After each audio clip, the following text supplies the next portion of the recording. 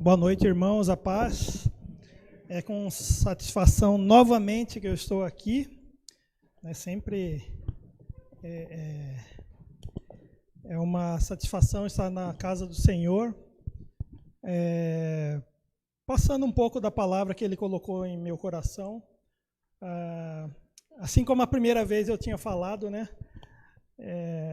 já desde muito pequeno, muito criança, na minha comunidade local era muito comum de que os jovens, juvenis, eles pregassem uma primeira palavra. E no decorrer desses anos eu fiz algumas palavras, preguei algumas vezes, e muito certamente eu já preguei essa aqui no passado. Entretanto, essa vez essa me deu uma coisa totalmente diferente, me deu uma sensação diferente de sair algo totalmente diferente do que foi falado no passado. Até mesmo porque existia um sentimento mais juvenil naquela época que me fez não olhar para algumas coisas. Então faltava, de certa forma, alguma experiência. E aí eu preguei essa palavra de uma forma e hoje ela me veio de uma forma até que eu não gostei de descobrir isso. Eu não gostei nada, na verdade, porque eu tinha, sobre essa pessoa que eu vou falar, eu tinha uma imagem que era, assim, geralmente quando nós pegamos o resumo de uma palavra, nunca pegue pelo resumo. A palavra, assim, de Deus é sempre pegue e leia você mesmo, porque o Senhor ele vai falar para você diretamente. Então, nunca pegue pelo resumo de nada. A palavra está aqui. E às vezes, e foi o que aconteceu comigo, 30 capítulos, eu comecei a ler o primeiro, eu falei, não quero mais. Eu fui para o final, para onde tudo dá certo. Então eu peguei o começo, o resumo, onde tudo dava errado, e eu fui lá para o final, onde tudo dava certo. E quando tudo dava certo, é aquele conto de fadas, que você vê, assiste lá, dá meio errado, e aí vai discorrendo a história, e aí, no final, a coisa dá certo. E é a hora que dá aquela sensação de vitória, Você fala, puxa, olha, que legal, deu tudo certo. Só que tem um caminho nessa história que é extremamente espinhoso, e eu lembro que na época que eu era jovem, eu era juvenil, eu preguei sobre isso, eu ignorei todo esse caminho espinhoso, porque eu não tinha nem experiência para entender esse caminho espinhoso que aconteceu na história desse homem. E eu não entendia, na verdade, nada. Eu tinha uma visão que Deus, pelo que Deus fez com ele, com esse homem aqui, eu vou falar para os irmãos, eu achei que Deus era até um pouco tirano, pela história que eu vi na época de jovem. E depois eu olhei de novo e eu falei, não, o Senhor ele escreve, ele faz as coisas que precisam ser feitas. E isso está claro para mim. Depois de um tempo você entende o porquê daquilo tudo. E o porquê o Senhor ele falou para essa pessoa desse jeito. E o que ele queria dessa pessoa naquele tempo. E, na verdade, eu acho que não foi nem para essa pessoa. Ele deixou para a gente a história. Ele deixou para a gente essa mensagem que está aqui. Porque esse irmão aqui, ele conseguiu se restabelecer e viveu muito bem. Muito mais do que o que veio antes da desgraça para ele. Eu estou falando aqui de Jó. Nós já conhecemos a história de Jó, acho que muitos de nós cresceu ouvindo a história de Jó. É uma história assim bonita de alguém que Deus ele permite que o inimigo não toque nele assim, mas faça com que ele perca todos os bens que ele tinha, faça que ele perca toda a família que ele tinha, faz com que ele até fosse acometido de uma praga, uma doença, não se sabe o que era. E que é difícil, porque quando você ouve a história, e nós vamos ler os 2 capítulos iniciais, para a gente sentir meio que na pele o que esse homem passou. Até mesmo porque essa tradução é muito boa. Eu ia colocar aqui para a Bíblia aqui, narrar para vocês, mas eu acho que eu tenho que ler para já entrar aquecido no jogo. Né? A gente não pode, né, entrar frio. Então vamos lá. Jó capítulo 1 diz assim: na terra de Uz morava um homem chamado Jó. Ele era bom e honesto, temia Deus e procurava não fazer nada que fosse errado. Jó tinha 7 filhos e 3 filhas e era dono de 7.000 ovelhas, 3.000 camelos, 1.000 bois e 500 jumentas. Tinha também um grande número de escravos. Enfim, Jó era um homem mais rico de todo o Oriente. Era o mais rico e mais poderoso de todo o Oriente, né? Podemos assim dizer, né? Porque até mesmo naquela época, hoje também, hoje existem outros tipos de poder que não é só dinheiro. Mas naquela época estava muito atrelado ao dinheiro, ainda é, eu acredito que até no Oriente de hoje deve ser dessa forma. Ou seja, aqueles grandes sultões, eles têm muito dinheiro, têm muito petróleo, e isso termina dando uma situação política e de força para eles, até nos dias atuais. Então, vamos seguindo aqui. Os filhos de Jó iam às casas um dos outros e davam banquetes, cada um por sua vez. E as 3 irmãs eram sempre convidadas para esses comes e bebes. Quando terminava a rodada de banquete, Jó se levantava de madrugada e oferecia sacrifícios em favor de cada um dos seus filhos para purificá-los. Jó sempre fazia isso porque pensava que um dos seus filhos poderia ter pecado ofendendo a Deus em pensamento. Aqui eu fico até pensando, porque depois que eu entendi, depois que o Senhor falou para mim sobre Jó, sobre essa história dele, que ele revelou para mim, eu pensei bem, falei, por que Jó ia fazer sacrifícios depois das festas dos filhos? Alguém pensou? Eu já pensei, às vezes a gente pode até pensar, puxa, é porque é para oferecer, para estar limpo, aquela coisa, mas será que Jó não estava tentando seguir um padrão? Seguir uma lei? Será que ele já não estava, nesse momento, seguindo uma religiosidade? Tipo, olha, domingo tem ceia, a sábado eu vou naquela festança de arromba, no carnaval, vou pular, mas domingo tem ceia e a gente vai lá e se purifica. Né? E essa religiosidade naquela época, eles seguiam padrões, seguiam a religião. Mas aqui na Bíblia diz que ele era um homem bom. Inicialmente fala que ele era um homem bom e que seguia a Deus. Ok. Jó sempre fazia isso porque pensava que um dos seus filhos poderia ter pecado ofendendo a Deus em pensamento. Ou seja, ele já pensava longe, olha, vamos purificar aqui, se acontecer alguma coisa, a gente já tira isso daqui da nossa linha aqui, olha, não vamos trazer nenhuma desgraça para a gente, não vamos trazer nada que possa nos atrapalhar. E aqui no versículo 6, chegou o dia em que os servidores celestiais vieram apresentar, em outra tradução está escrito anjos, vieram apresentar-se diante de Deus, o Senhor. No meio deles veio também Satanás. E o Senhor perguntou, de onde você vem vindo? Satanás respondeu, estive dando uma volta pela terra, passeando por aqui e por ali. Aí o Senhor disse, você notou o meu servo Jó? Eu nunca tinha parado para pensar nisso. Mas o Senhor provocou Satanás aqui. Falou, olha, está vendo o Jó ali? No mundo inteiro não há ninguém tão bom e honesto como ele. Ele me teme e procura não fazer nada que seja errado. Eu senti que o Senhor meio que deu uma provocada. Vai lá. Testa ele. Algo assim. É um feeling que, quando eu li essa palavra, quando eu era mais novo, eu não via isso. Mas depois de um tempo eu comecei a perceber, eu falei, algumas coisas aqui eu comecei a perceber.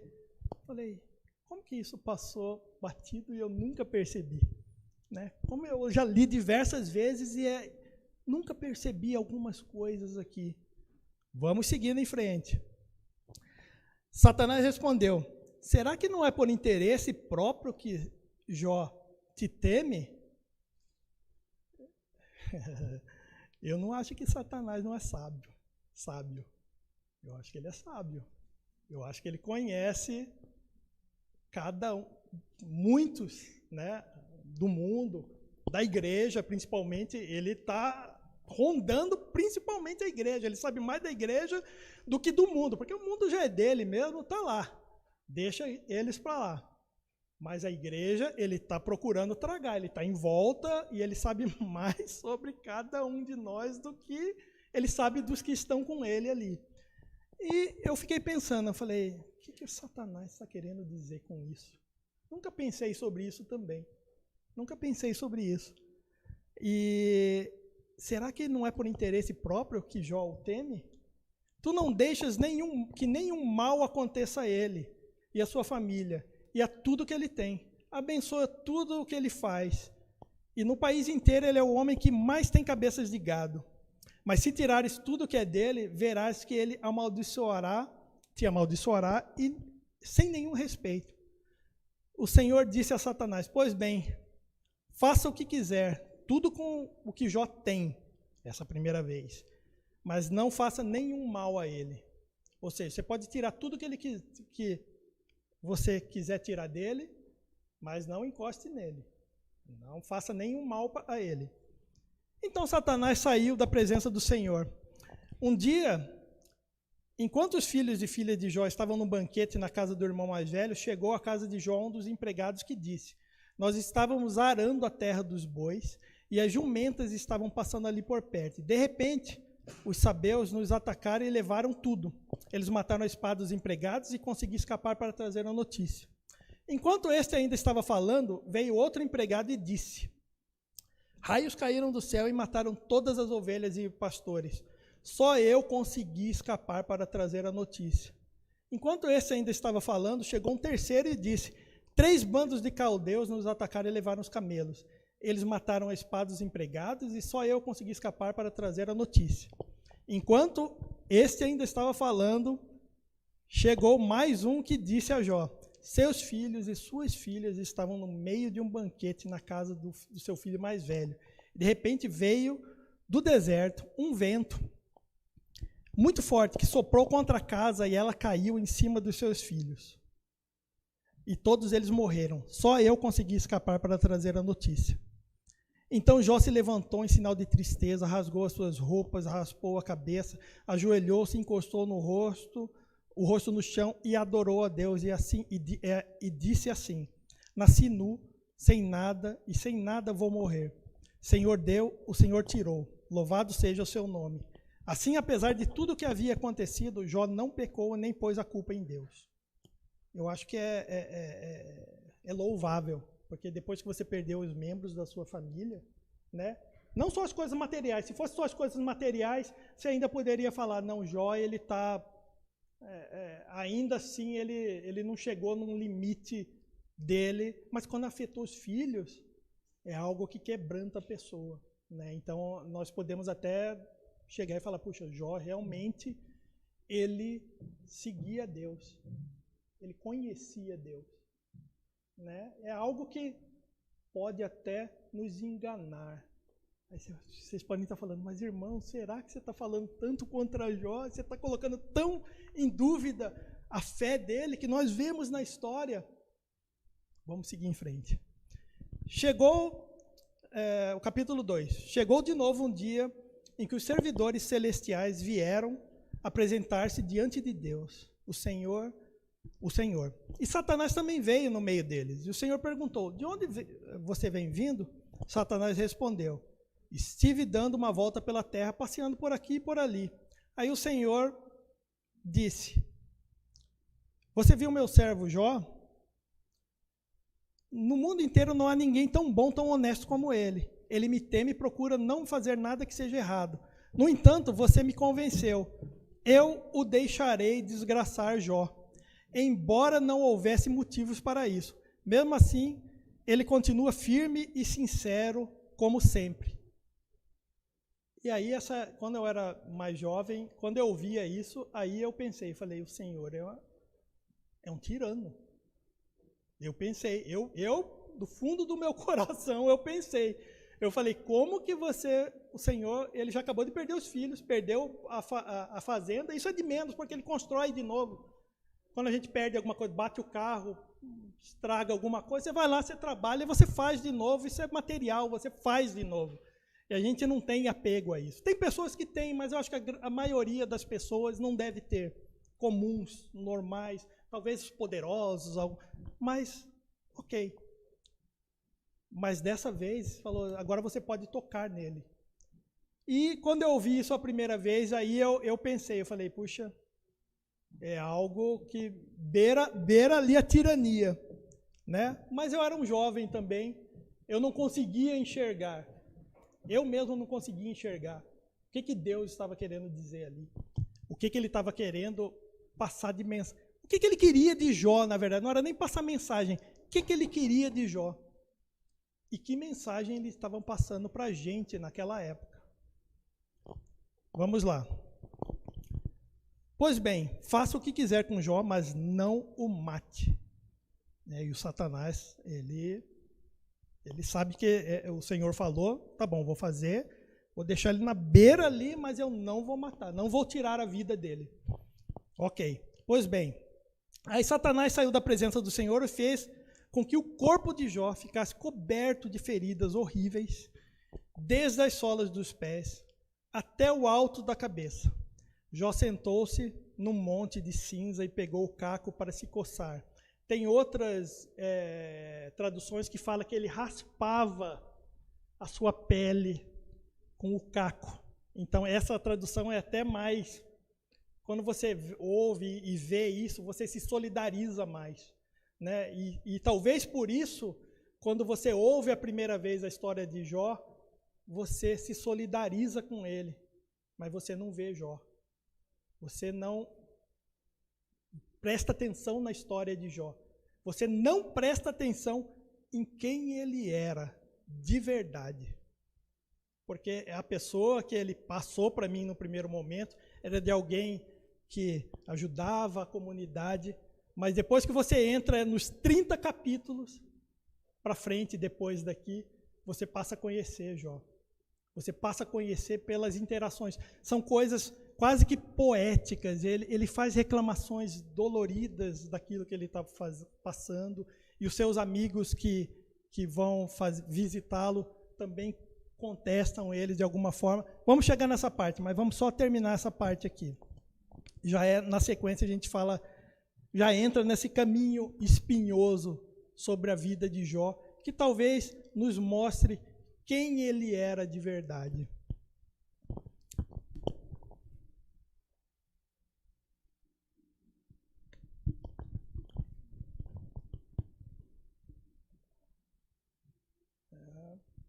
Pois bem,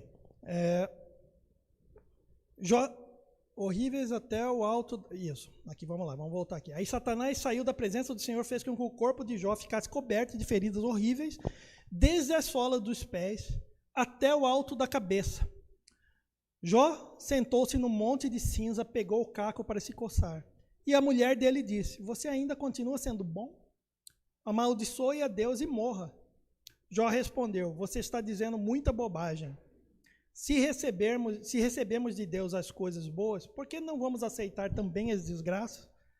Assim, apesar de tudo, Jó não pecou e nem disse uma palavra contra Deus. E eu lembro que eu acho que eu parei por aqui. Eu acho que no máximo na vida dos amigos aqui. E que passa essa impressão de que Jó, ele tinha sido fiel ao Senhor porque ele conhecia o Senhor. Porque ele era um homem segundo aos olhos de Deus. E vamos continuar aqui. Chega a visita dos amigos. Jó tinha 3 amigos. Elifaz, da região de Temã, Bildade, da região de Sua, e Zofar, da região de Naamã.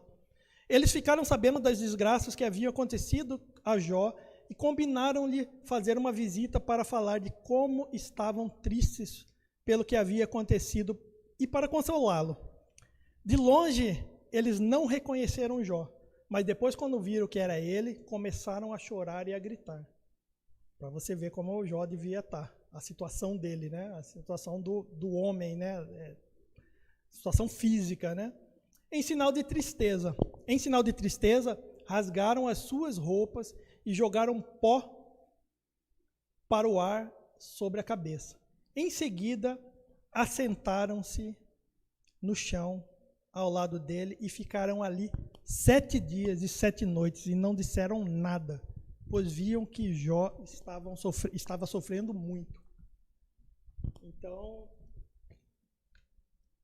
eu, na posição de amigo deles, de Jó, eu ficaria calado até ele morrer, caso ele fosse da vontade de Deus. Eu ficaria esperando e não falaria nada, dada a situação dele, dada a situação desesperadora dele, né?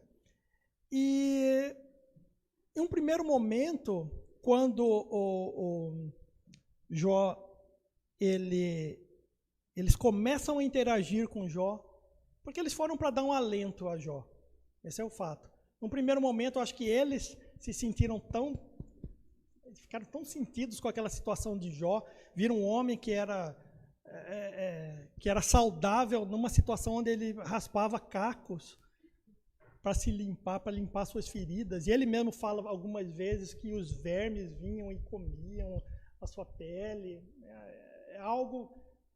Agora eu entendo por que eu não lia daqui para frente, porque as coisas são muito pesadas, as coisas. Leiam o que... Não peguem, e aí eu deixo para os irmãos, não peguem resumos. Leiam a palavra, o que está escrito lá. Tem muita informação. E muita informação que às vezes a gente que está à frente, quem está pregando, não consegue passar em tempo hábil, porque não tem tempo hábil para fazer. Aqui eu vou fazer um resumo de 40 capítulos que eu estou ouvindo e lendo há uma semana, 4 versões diferentes da Bíblia. Eu estou ouvindo os 40 capítulos em versões diferentes para ver se eu estava entendendo certo aquilo. Porque eu achava que Jó era alguém de acordo com os olhos de Deus, mas ele era alguém de acordo com os olhos de Deus quando as coisas estavam boas. E nisso Satanás estava certo. Quando acertou os filhos dele e os bens deles, nem assim. Ele chegou, ele sentiu, não vamos falar, não vamos mentir, não vamos tentar diminuir, ele não ligou. Ligou sim, porque eu acredito que não exista ninguém no planeta que não sinta a perda de um filho. Ele sentiu, porém, a partir daqui, nós começamos, se você ler o capítulo 3, 4, 5, Jó, ele começa a reclamar. Primeiramente, os amigos, a primeira coisa que ele faz é amaldiçoar a si mesmo. São várias fases. E ele começa a se amaldiçoar, por quê? Porque ele já devia estar tanto tempo naquele morre, não morre, morre, não morre. Porque devia estar tão ruim a situação para ele, que ele queria morrer. Porque ele fala várias vezes, Senhor, leva a minha vida, eu não quero mais viver assim. Porque ele não achava que ele poderia ser restabelecido, dada a situação. Nem ele acreditava. E olha que quem está passando por situações difíceis, acredita que, olha, vamos sair daquilo, por mais difícil que você esteja, você não acredita que você vai desfalecer, você sempre acredita que o Senhor vai livrar de alguma forma e mantém aquela esperança. Entretanto, ele já não queria mais, porque devia estar tão crítica a situação dele, devia ser tão difícil, que ele pedia e ele amaldiçoou. Primeira coisa, ele se amaldiçoava o dia que ele tinha nascido. Ele de várias formas, ele falou, olha, que esse dia seja um dia estéril, que ninguém nasça mais, e jogou um monte de praga naquele dia. Olha, por que eu não fui abortado quando eu nasci? Que pudessem ter me enterrado como uma criança abortada, mesmo eu estando vivo, me enterrasse, ou seja, ele estava tão desesperado que ele não queria nem ter vivido. E, inclusive, ele viveu uma época boa, ele viveu com fartura. Ou seja, a situação dele devia ser tão ruim que ele queria até esquecer a parte boa da vida dele. Ele desejou nem ter tido aquela parte boa da vida dele. E ele faz isso pelos 30 capítulos. E aí eu entendo porque que quando eu tinha 16, 17 anos, eu não queria passar por esses 30 capítulos. É muito maçante, é muito difícil para uma criança que não passou experiências de vida entender as experiências que estão implícitas ali. Porque, num primeiro momento, os amigos dele, e se você leiam depois, leiam tudo que os amigos deles falam. Num primeiro momento, eles estão falando e as palavras parecem até poesias. E tudo que eles falam de maneira solta, se você pegar, são coisas que você poderia usar na sua vida. Você poderia chegar e falar, olha, entrega a sua vida a Deus, exaltação, são momentos que os amigos estão exaltando a Deus, olha, peça perdão, o Senhor está fazendo isso porque é um castigo por coisas que você deve ter feito no passado, mas eles falam isso de maneira tão bonita, que você olha e você fala, puxa, engana você. Porque quando eu comecei a ler, eu falei, eles estão confortando Jó. Num primeiro momento, Elifas, ele até chega a falar das coisas do que Jó fez no passado, para tentar reanimá-lo. No capítulo 4 aqui, ele fala o seguinte, então Elifas, da região do Temã, em resposta disse, Jó, será que você vai ficar ofendido se eu falar? Mas quem que pode ficar calado? Você ensinou muita gente, deu forças para muitas pessoas desanimadas. Quando alguém tropeçava cansado e fraco, as suas palavras o animavam a ficar de pé. Mas agora que chegou a sua vez de sofrer, como que é que você perde a paciência e a coragem? Seu temor a Deus não lhe dá confiança? Sua vida correta não lhe enche de esperança? Você lembra de alguma pessoa inocente que tenha caído em desgraça? Ou de alguma pessoa honesta que tenha sido destruída? Ou seja, de certa forma, da mesma forma como ele exalta Jó, ele dá uma cutucadinha. Tipo, será que você não fez alguma coisa aí no passado que está te fazendo ter esse reflexo agora? E se você ler esses 30 capítulos daqui para frente, vira um festival de um acusar o outro. Os 3 amigos que foram lá para, teoricamente, consolar Jó. E Jó mesmo, ele reclama mais lá para o meio, ele fala, vocês vieram aqui para quê? Eu preciso de consolo e vocês estão me acusando. Só que Jó também era coração duro. Porque Jó, por diversas vezes, ele fala, eu sou perfeito, eu não mereço ter isso daqui, o Senhor está fazendo isso comigo de maneira injusta, o Senhor é injusto, ele joga suas flechas contra mim e que traspassam o meu corpo, e eu não mereço nada disso. Ou seja, ele não aceita nada, ele fala contra o Senhor, inclusive. Até Satanás estava meio, ele sabia, ele é sábio, ele sabe, ele conhece. Nós nunca podemos ignorar o poder que ele tem e o conhecimento que ele tem. Ele é conhecedor.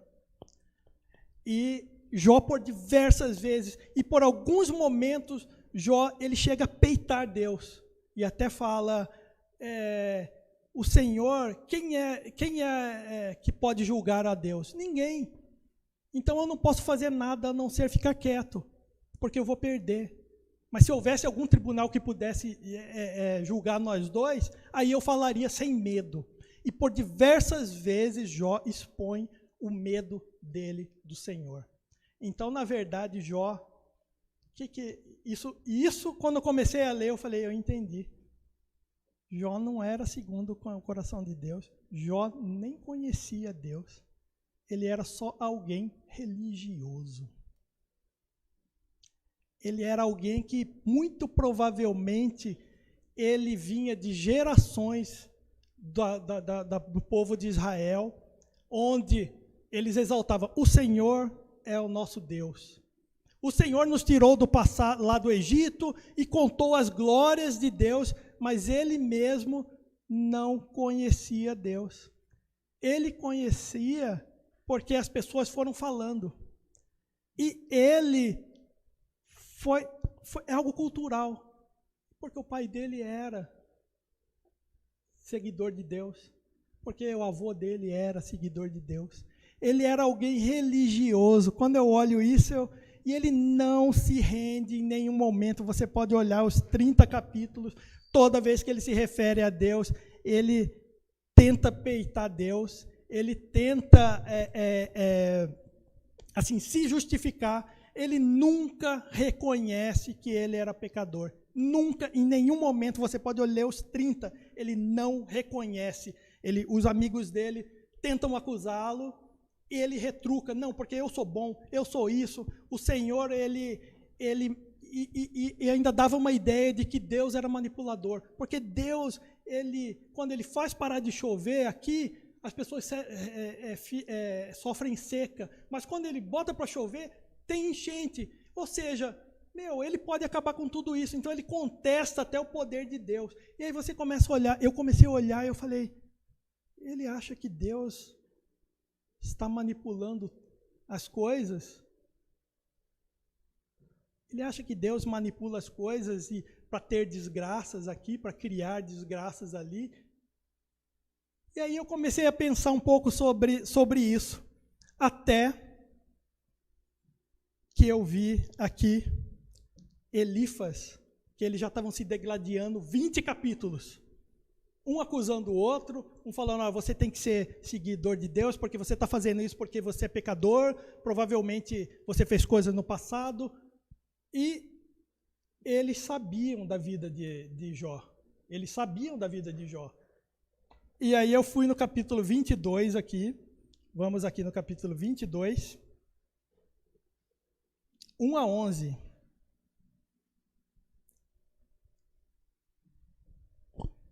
Então ele faz. Eu falei Elias, não, ele faz. Ou Elifas, eu não sei como que fala. Então Elifas, da região de Temã, em resposta disse, será que uma pessoa, por mais sábia que seja, poderia ser útil para Deus? Será que interessa ao Todo-Poderoso que você seja honesto? Que lucro tem ele se você é correto em todas as coisas? Ou seja, eles falam muito em lucro. Eles falam, todos eles, durante as discussões, eles ficam degladiando coisas nada espirituais. Um fica contestando o outro porque um é melhor que o outro. Fica falando, não, porque você fez isso, provavelmente você é pecador, você faz isso porque você é merecedor de tudo isso. Então um fica acusando o outro ali, nesses 30 capítulos. Será que interessa ao Todo-Poderoso que você seja honesto? Que lucro tem ele se você é correto em todas as coisas? Lucro, eles pensam em lucro. Se ele o castiga e o chama para prestar contas, não é porque você o adora com todo respeito, mas sim porque cometeu muitos pecados. Aí ele começa meio que a abrir a boca. Mas as suas maldades não têm conta. Como garantia de um pequeno empréstimo, você ficava com roupas dos seus patrícios. Opa! Eita! E assim os deixava nus. Você não dava água para as pessoas cansadas, nem comida aos que tinham fome. Opa! Eu achava que Jó, eu fiquei decepcionado. À medida que eu ia lendo isso daqui, eu fiquei muito decepcionado, porque eu achava que Jó era alguém intocável. E aí o amigo, naquelas discussões ferrenhas, um começou a abrir o verbo contra o outro, da vida deles ali. Você usou sua posição e seu poder para se tornar dono da terra. Você roubou e maltratou os órfãos e nunca ajudou as viúvas. Tem uma outra tradução que diz o seguinte, você não pagou as viúvas o que devia a elas, porque provavelmente os maridos trabalhavam para ele, e você deixou os órfãos sem força, ou seja, deixou os órfãos dependentes dele, ou seja, ele usou disso para provavelmente fazer com que os órfãos trabalhassem para ele, para que a única opção fosse trabalhar para ele, ou seja, ele é manipulador. Tudo que ele estava falando contra Deus e tudo que ele falava contra Deus era reflexo daquilo que ele era. Tudo que ele estava falando, tudo que ele acusava Deus, é porque era reflexo daquilo que ele era. E se você não lê a Bíblia, você não vai perceber isso. Se você pegar só o resumo, o começo e o fim, você não vai perceber isso. E aí ele fala assim, a escuridão é tanta que você não enxerga nada, e uma enchente o arrasta. Ou seja, chegou um momento que os amigos ali já estavam se degladiando, já estavam um acusando o outro, e já começavam a falar de coisas do passado, que eles tinham passado. E Jó caiu muito no conceito para mim, pessoalmente, porque eu tinha uma visão dele, né? E a gente, às vezes, vive nessa vida de pegar, fazer mensagens rápidas. E eu, quando era pequeno, mais jovem, eu não tinha como visualizar isso, não tinha como conectar essas coisas, porque a vida vai ensinando e você vai passando por situações que às vezes são similares. E aí você você começa a enxergar. Nós ficamos mais perspicazes quando ficamos mais velhos. Mais novo, tudo é muito bonito, tudo é paz e amor. Infelizmente, não é. Eu gostaria que fosse como eu pensava com 15 anos, mas não é. Infelizmente, não é. E essa perspicácia, quando eu olhei isso, eu falei, Jó, ele está acusando de Deus tudo o que ele é. Tudo o que ele é. E aí eu comecei o meu próprio sentimento de jovem, que eu falei, Senhor, ele é um pouco tirano, né? Porque permitiu tudo isso. Eu já comecei a pensar, não, peraí. Se ele permitiu isso, alguma coisa ele está querendo dizer para Jó e para a gente, para nós agora. E assim vai, né? O Jó, ele era egocêntrico, tem várias coisas aqui. Só vou resumir, mas é bom citar isso aqui. O capítulo 29, ele fala tanto de si, e ele exalta tanto a ele mesmo, que ele era bom, que ele ajudava as pessoas. Ele fala tanto, tanto, tanto dele, que dá para perceber, eu era o pai dos pobres. Olha, parece até papo de político brasileiro ainda, vamos dizer. Deus iluminava o meu caminho, e ele fala um monte de coisa, todas as pessoas me davam atenção. Eu estou só resumindo, tá? Eu estou colocando os subtítulos aqui, que essa Bíblia, ela colocou, mas leiam, porque senão vamos ficar até amanhã lendo. Leiam. E agora essa gente zomba de mim e me ataca. E aí ele começa a falar que as pessoas zombavam dele, atacavam, as pessoas estavam falando dele, que os empregados dele não conseguiam nem passar para falar com ele, inclusive. E eu tinha uma ideia de que ele tinha perdido tudo. Se eu não lesse aqui todo isso daqui, eu sempre tive essa ideia de que ele ficou na lama, mas alguém que está na lama não tem empregado. Ou seja, ele não perdeu tudo assim, não. Vamos tentar situar melhor essa situação, essa circunstância aqui. Então ele fala que as pessoas zombavam dele por causa dessa situação. Tu me tratas com crueldade, aí ele já falando de Deus, né? Ele sempre se referindo a Deus assim nesse momento assim que, vamos dizer assim, era um momento muito difícil. Mas se ele era essa pessoa que no comecinho do livro de Jó fala que ele era segundo os olhos de Deus, se ele fosse tudo isso, essa hora ele ficaria mais calado. Inclusive ele fala para um dos amigos dele, ele contesta em um dos versículos, em um dos capítulos, acho que é o 30, alguma coisa assim, ele contesta e fala, por acaso vocês são médicos e vieram para me consolar? Se não vieram para fazer isso, por que não se calam? Ao invés de ficar tentando me acusar. Ele mesmo fala, né? Às vezes o silêncio, o sábio é aquela coisa, o nécio ele fala demais, e o sábio ele fala no silêncio. Né? Eu acho que faltou sabedoria tanto para Jó, quanto para os amigos. Mas aí você percebe que mesmo os amigos dele, eles não foram enviados por Deus. Não foram enviados por Deus. Nenhum deles foi enviado por Deus. Todos eles eram iguaizinhos a Jó. Todos eles eram religiosos apenas. Eram pessoas que tradições tinham sido passadas para eles há 30 anos, 100 anos. Eles viviam muito, 200, 300 anos. Tradições tinham sido passadas para eles e eles não contestavam nada. Simplesmente eles falavam, o Senhor, é o Senhor, é o Senhor, mas nenhum deles conhecia quem era o Senhor. Eles falavam em nome de Deus, eles tentavam defender Deus, mas eles defendiam Deus como meros religiosos, esses três amigos. E Jó, ele tinha medo de Deus, isso é claro. Vários versículos, capítulo 13, 18 a 24, capítulo 9, 32 a 35. Ele deixa claro que ele morria de medo de Deus. Ele morria. Então, ele não negou a Deus porque ele servia, porque ele tinha medo de Deus. Ele tinha medo do que Deus podia tirar da vida dele, tinha medo que podia tirar a vida dele. Na verdade, nem é os bens dele, mas ele tinha medo. Ele mesmo fala, eu tenho medo de você. Várias vezes ele fala, eu tenho medo de você.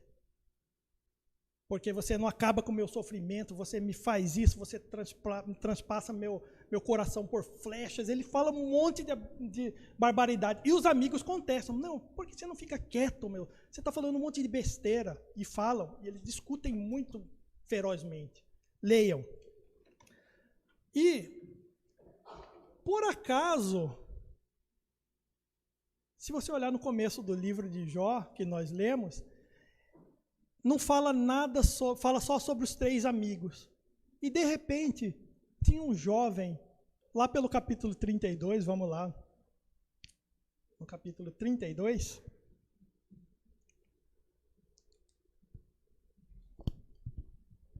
um jovem chamado Eliú, que aqui para mim eu falei, puxa, como que ele apareceu ali, Jó estava convencido da sua inocência.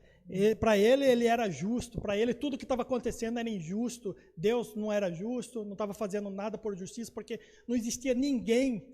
Tem tanto livro aqui, ele fala ele fala tanto eu, e nós ouvimos hoje aqui uma música do Vaso, menos eu e mais de Cristo, mas Jó, ele era eu até o último, era eu sou muito bom, eu sou isso, eu sou aquilo. Ele era o contrário do que nós aprendemos como cristãos, que nós temos que diminuir o nosso eu e a partir do momento que nós nos convertemos, esse é um processo. No começo pode ser que o eu esteja muito elevado, mas depois você tem que ir empurrando ele para baixo. E o Senhor, ele vai te ensinando isso. E não é me converter amanhã serei totalmente santo. Como me converti hoje, amanhã serei totalmente santo. Não, você vai ter um processo. Mas Jó, ele era eu em pessoa. Tudo dele era bater no peito, eu. E você vê ele falando, ele estava podre. Ele estava podre, com verme comendo o corpo. E ele era arrogante ainda assim. Ele não reconhecia que Deus estava na... Ele não reconhecia o seu pecado, a sua vida, que poderia salvá-lo. Até que apareceu Eliú. Jó estava convencido da sua inocência. E por isso os três amigos desistiram. Depois de 30 capítulos, depois de quase 40 capítulos aqui, os amigos desistiram. E acontece que ali estava um homem chamado Eliú, filho de Baraquel e descendente de Bus.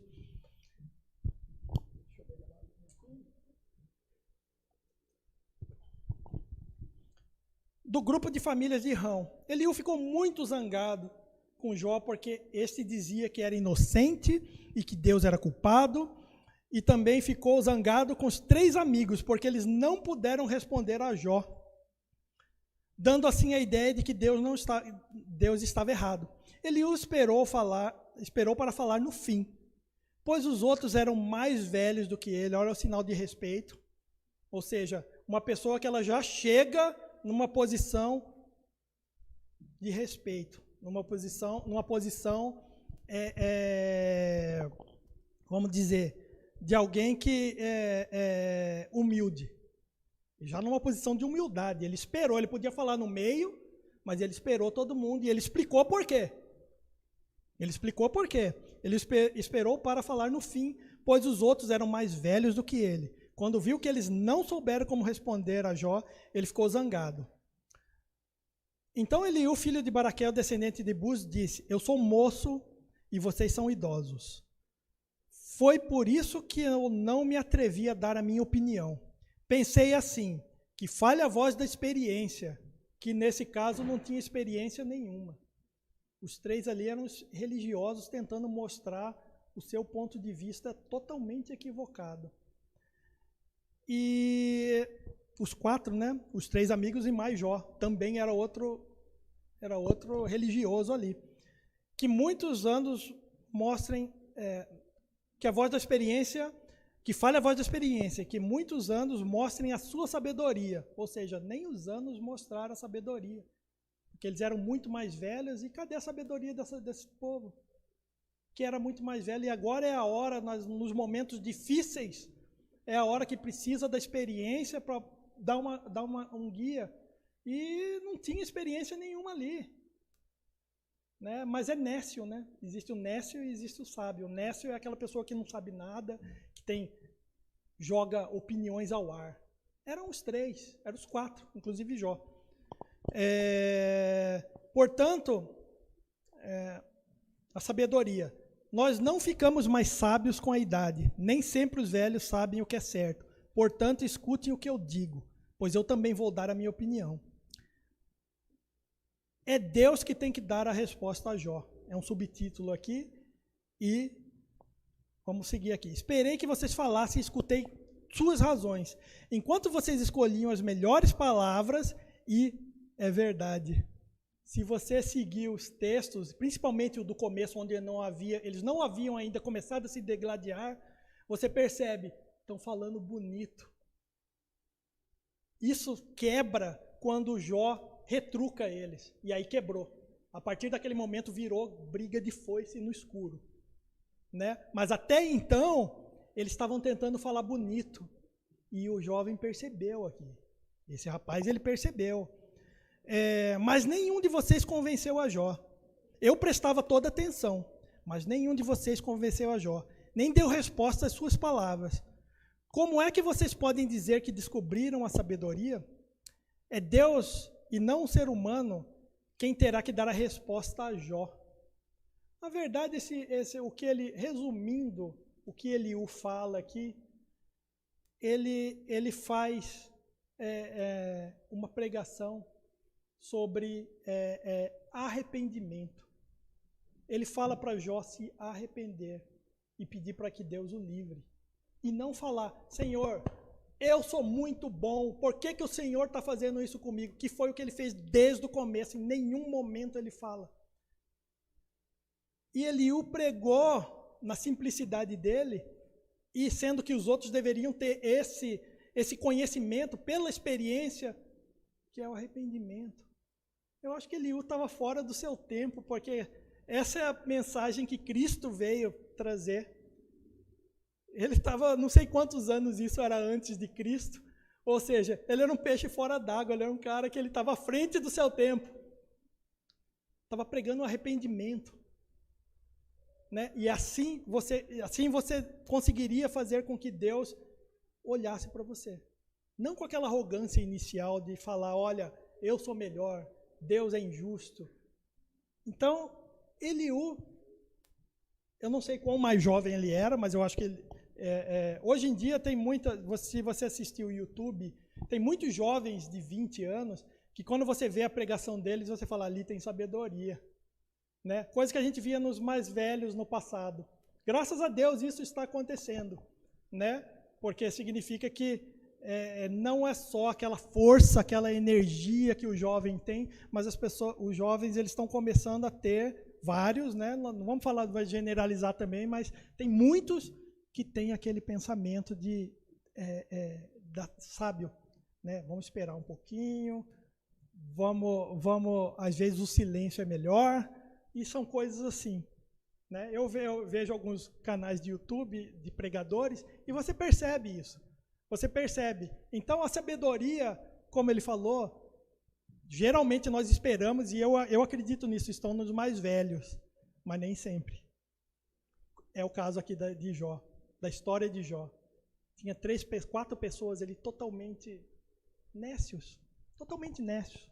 Então, e ele segue, e ele fala mais uns 3 ou 4 capítulos, porque vai até o 40 aqui, é o 32 ainda, hein? Ele falou uns 5 capítulos, e nesse inteirinho, ele fala sobre arrependimento, principalmente sobre arrependimento, e também e ele exalta Deus. Exaltação a Deus e arrependimento. Então ele era alguém que ele foi colocado ali. Se você olhar no começo, ele não está ali, só está os 3 amigos. Ele devia ter passado ali, ele deve ter ouvido as discussões, deve ter ouvido toda aquela movimentação, parou para ficar ouvindo e falou no momento certo. E um pouco depois disso, Deus, ele aparece e ele interage. Até então eu ficava pensando, Deus, fala, porque Jó só está falando besteira a seu respeito, falando muitas coisas, e eu não entendia isso até então. Só que Deus, ele aparece no capítulo 38.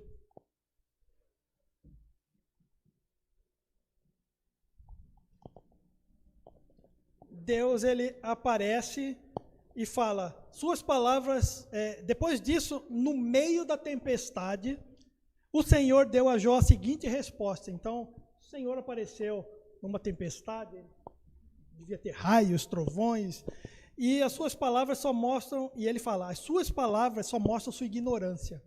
Vou resumir aqui, mas vou fazer alguns parênteses com o que Jó falou no decorrer dos capítulos anteriores. Quem é você para pôr em dúvida a minha sabedoria? Mostre agora que é valente e responda as perguntas que eu vou lhe fazer.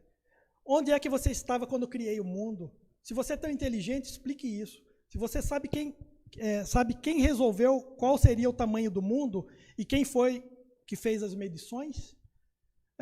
Em cima de que estão firmadas as colunas que sustentam a terra. Você sabe responder isso, Jó? E Deus começa a jogar um monte de informações, né, na sabedoria dele, na grandiosidade dele, de um ser que construiu tudo, que sabe tudo. Ele sabe a formiga que está andando aqui, ó. Pisei, morreu. Ele sabia que eu ia pisar nessa formiga, eu ia morrer e ela ia morrer. Ou seja, ele sabe tudo. E Jó, ele contestou isso no decorrer. Justamente ele colocou em dúvida, ele contestou toda essa sabedoria de Deus. Por que ele, ao chover, causava dilúvio, ou quando ele parava de fazer chover, causava seca? Ele tentou diminuir Deus ali, ele tentou diminuir o poder de Deus, ele tentou provocar Deus, na verdade. Ele beirou na provocação ali. E Deus, ele começa a discorrer em cima de tudo que ele falou. Jó, alguma vez na vida você ordenou que viesse a madrugada e assim começasse um novo dia? Ou seja, você não tem poder de nada, quem tem poder sou eu. Resumindo, é isso. Né? Ali ele colocou a palavra dele e colocou e discorreu. E aí você vai do capítulo 38 até 41. E vamos aqui finalmente aqui no capítulo 42. Finalmente Jó, ele faz aquilo que era para ele ter feito no primeiro capítulo. No primeiro capítulo. Ele esperou não sei quantos dias de discussão. Ele poderia ter acabado, mas ele era alguém arrogante. E ele reconhece isso. Ele reconhece isso. Então essa palavra não era sobre a fé de Jó, não era sobre a perseverança, a confiança que Jó tinha em Deus. Na verdade, ele não tinha confiança nenhuma. Ele tinha interesse, Satanás estava certo. Ele era alguém religioso e ele lucrava por aquilo, por tudo que tinha acontecido no passado. Ele lucrava, ele simplesmente lucrava. Para ele estava bom. Ele não precisava fazer nada, porque a vida dele era boa, era ótima, os filhos deles comiam do bom, do melhor. Ele tinha, ali fala no começo, que o Oriente era praticamente dele, era um cara mais rico do Oriente.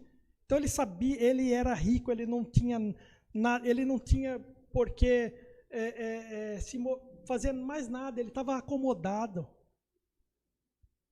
Ele não precisava provar nada. Olha, eu estou aqui, o Senhor, ele me abençoa. Ele, na ideia dele, ele achava que tudo aquilo que ele tinha era bênção do Senhor.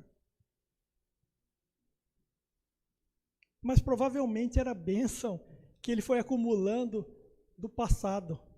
Provavelmente o avô dele foi alguém que saiu do Egito, ou em alguma outra situação. Se a gente seguir a árvore genealógica dele, você vai tentar descobrir de onde ele veio. Provavelmente o avô dele conhecia Deus e conquistou muita coisa.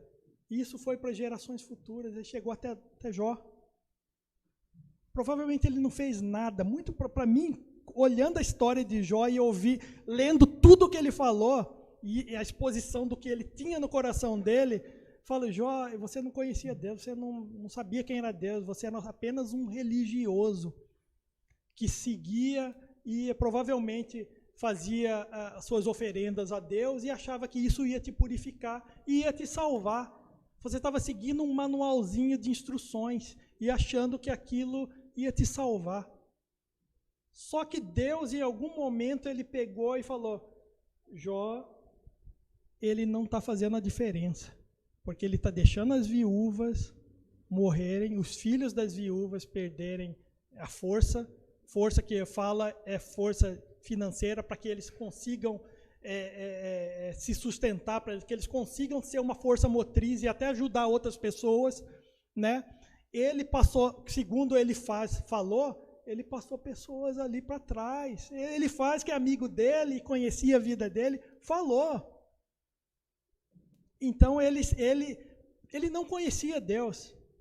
Ele não fez a diferença, ele ficou acusando Deus o tempo inteiro de que você é injusto, você é isso. Mas, Jó, Deus te deu tudo. Por que você não usou esse seu dinheiro para mudar a vida das pessoas e fazer com que elas vivessem bem, para que elas, sem manipulá-las, para que ela conseguisse ter vida boa, para que elas passassem o valor de se você era tão segundo os olhos de Deus, por que você não passou os valores que Deus te passou? Porque ele não era nada. É mentira, ele não conhecia Deus, ele não conhecia nada, ele seguia, ele era um religioso que foi seguindo aquilo lá, foi herança. Até a crença dele era herança.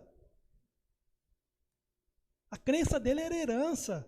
Ele não sabia quem era Deus, ele herdou. O pai dele era da religião, poderia ter conhecido a Deus, mas ele não conhecia. Ele recebeu aquela crença de herança. É a pior coisa você receber uma crença de herança, porque você não sabe por que você está crendo naquilo, porque você não sabe por que você está seguindo aquilo. É a pior coisa que tem. Esse era Jó.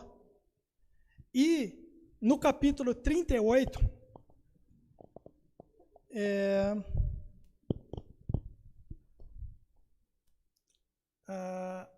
capítulo 38 é a resposta de Deus a Jó, né? Vamos aqui na parte de 42, no capítulo 42. A última resposta de Jó a Deus.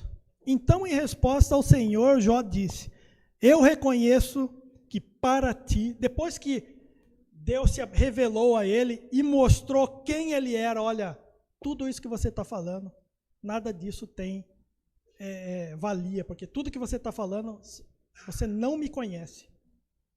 Você não sabe quem sou eu. E aí Deus se apresenta a ele e fala tudo aquilo. Então leiam do capítulo 38 até o 41. Leiam em casa e vocês vão ver, a resposta de Deus é maior do que essa que eu resumi aqui. Senão a gente vai ficar até amanhã falando. Então, no capítulo 42, Jó, ele fala o seguinte, então a resposta ao Senhor, depois que Deus colocou Jó no seu devido lugar, vamos dizer assim, ele fala o seguinte, então em resposta ao Senhor, Jó disse, eu reconheço que para ti nada é impossível. e que nenhum dos seus planos pode ser impedido. Tu me perguntaste como me atrevi a pôr em dúvida a sua sabedoria, visto que sou tão ignorante. Ou seja, ele já começa a reconhecer a fraqueza dele, ele já começa a reconhecer que ele não é ninguém. Né? Era o que ele deveria ter feito no primeiro capítulo, né? Mas muito provavelmente precisou chegar aqui para a gente saber disso, para que essa mensagem viesse até a gente. Senão seria muito fácil. Ele foi, tudo feliz, caminho feliz, nós nos aprenderíamos muito pouco, né? Mas Deus, ele, e aí eu começo a perder aquela minha ideia de que, o Deus, que eu pensava que era tirano, bom, eu acho que ele não era tirano não, ele sabia o que ele estava fazendo. Ele sabia onde ele queria chegar com Jó. Ele sabia que Jó não era nada daquilo. E ainda mais, agora voltando para o primeiro contato que Deus teve com Satanás, ele falou, está vendo o meu servo Jó? Deus tentou o diabo. Falando, ele falou, olha, está vendo o meu servo Jó? Ele estava dando uma cutucadinha. Por quê? Porque ele queria exatamente aquilo, que Jó saísse da posição dele estagnada, a posição dele de conforto, que ele achava que ele seguia Deus, ele achava que ele conhecia Deus, e ele achava que ele seguia um Deus, mas ele não seguia nada, e Deus sabia disso, por isso ele permitiu que o diabo fosse lá, e ele ainda deu até uma ajudazinha, falou, tá vendo Jó? Não tem ninguém melhor do que ele. E falar isso pro diabo, falar isso pro diabo é provocar, né? Falar, Senhor, não tem? Deixa comigo, né? Ou seja, é um ser astuto, né? Mas Deus queria isso, porque queria modificar a vida. Não é sobre a fé de Jó, não é sobre quão fiel ele era, isso tudo é só sobre conversão. Sempre foi sobre conversão. Sempre foi sobre conversão. E aqui ele fala o seguinte, eu reconheço que é a primeira coisa que quando você se converte, você reconhece que Jesus Cristo é o Salvador da sua vida. É o reconhecimento. E a gente só consegue chegar até Deus se nós reconhecemos que Ele é o nosso Senhor. Jó em nenhum momento reconheceu durante os 30 capítulos, mas aqui ele reconhece. E ele fala, eu reconheço que para ti nada é impossível e que nenhum dos seus planos pode ser impedido. Tu me perguntaste como eu me atrevi a pôr em dúvida a sua sabedoria, visto que sou tão ignorante. E que falei de coisas que não compreendia, ou seja, ele não conhecia Deus. E ele fala isso a capítulos anteriores, eu relembrando, ele tem uns 2 versículos que ele cita o seguinte, eu vou para o norte e Deus não está lá, eu vou para o sul, ele passa por mim e eu não vejo. Enquanto ele estava naquela briga com os amigos, ele fala isso, ele não sabia onde Deus estava, ele não conhecia Deus, ele não sabia como achar Deus. E aqui ele fala, e que falei de coisas que não compreendia, coisas que eram maravilhosas demais para mim, e que não podia entender. Tu me mandaste escutar o que estava dizendo e responder as suas perguntas. E aqui ele fala uma coisa bem legal. Antes eu te conhecia,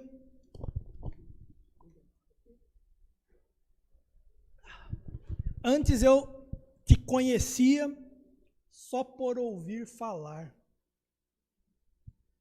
Mas agora eu te vejo com meus próprios olhos. Ou seja, esse é o momento que ele se converte a Deus. Antes ele era de ouvir falar. O pai dele falou, a mãe dele falou, o avô dele falou, todo mundo falou. Ele seguia, ele era um religioso, ele seguia uma religião. Só que agora ele via a Deus. Agora ele conhecia Deus de fato. E por isso estou envergonhado de tudo que eu disse. Me arrependo sentado aqui no chão, num monte de cinza. E ainda, só para a gente fazer um fechamento aqui, vamos rápido. Depois que acabou de falar com Jó, Senhor disse a Elifaz da região de Temã. Olha só como os amigos eram tão religiosos e as orações deles não passariam do teto para Deus. Apesar de eles estarem naquele momento tranquilos, todos bem de saúde, tentando passar palavras para Jó, né? Mas que Eliú falou, olha, vocês falaram muito bonito. Vocês só falaram bonito.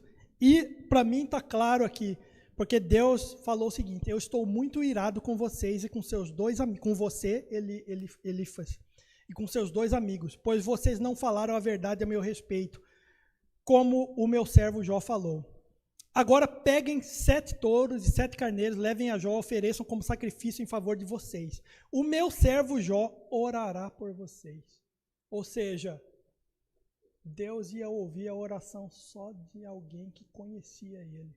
Porque esses 3 foram lá e falaram de Deus o tempo inteiro, nenhum conhecia Deus. E Deus deixa bem claro isso aqui.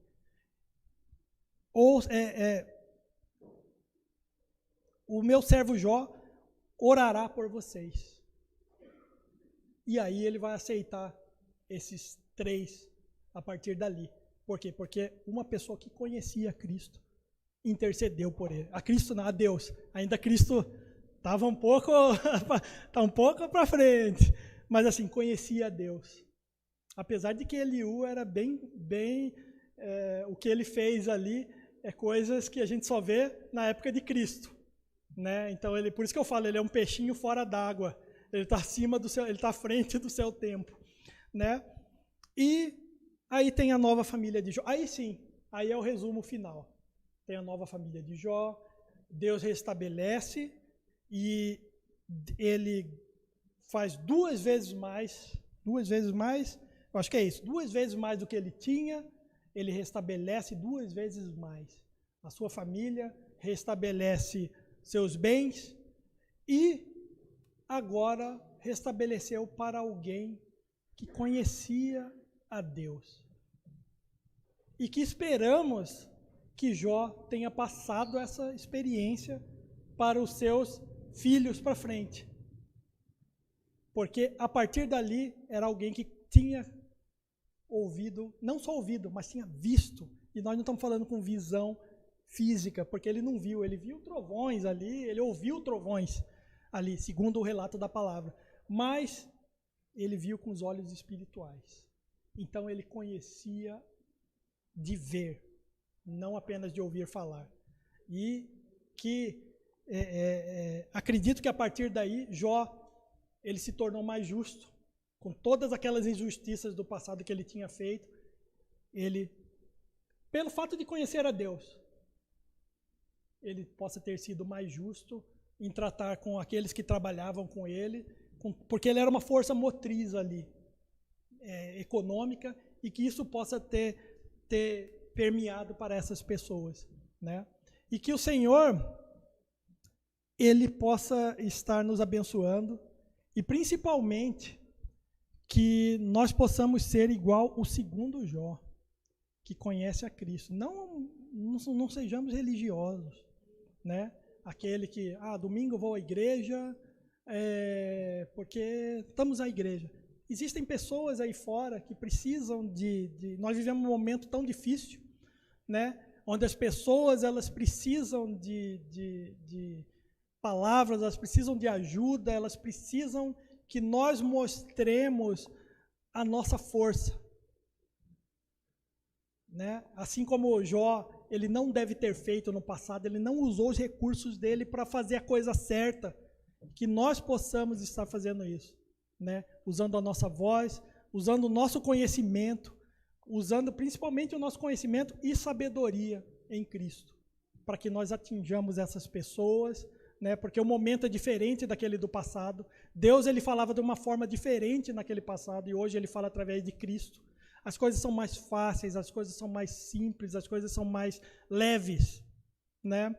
Ele precisou deixar Jó raspando a ferida. E nós não precisamos disso. Hoje nós precisamos simplesmente abrir o nosso coração e entregar a nossa vida a Cristo. O tempo mudou, né? Então que o Senhor possa estar falando em nossas vidas e que nós possamos ser essa força motriz para que outras pessoas venham a conhecer aquela obra que Jesus Cristo fez ali no passado. Que Deus abençoe.